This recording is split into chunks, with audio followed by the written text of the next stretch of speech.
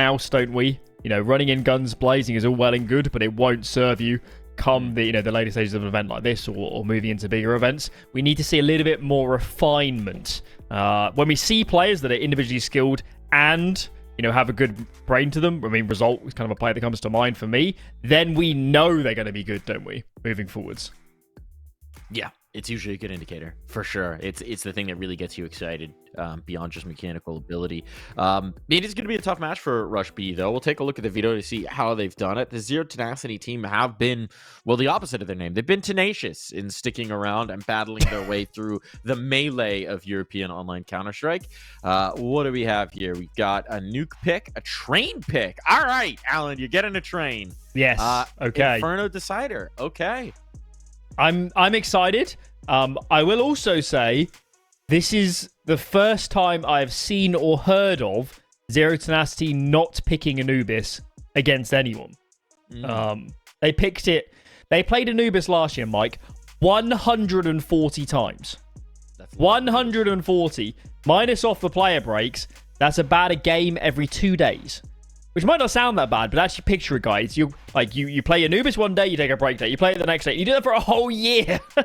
That's how much Anubis they were playing. So they must really like Train to pick it in this series. And there's also Rush B hate Anubis, so they must.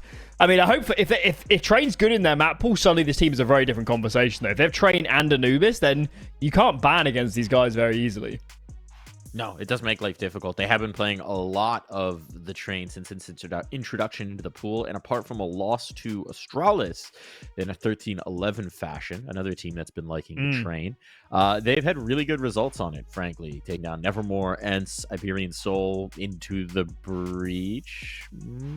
Sashi, rest in peace into the breach. To try to avoid putting your org up your owner's nose is generally the advice there. But Zero Tenacity, I mean, I'm excited, right? Because I think what we've seen, especially on LAN at a tier 1 level, is no one quite has Train figured out yet. And so you're seeing a lot of teams that pick into it actually being punished on it. But if I know one thing, it's that where you actually figure out a map usually doesn't happen at the tier 1 level. It happens in the grind of online Counter-Strike, where you get all of these reps in a short span of time. So 6 reps on Train in officials already this year, Zero Tenacity are cooking. I'm very curious to see what kind of tricks they're going to be able to break out on that one. I mean, you're absolutely right. In terms of how to default, how to play standard rounds, I assure you the top teams, just based mainly off old Train, are going to have a pretty good feel for it. But yeah, in terms of small executes,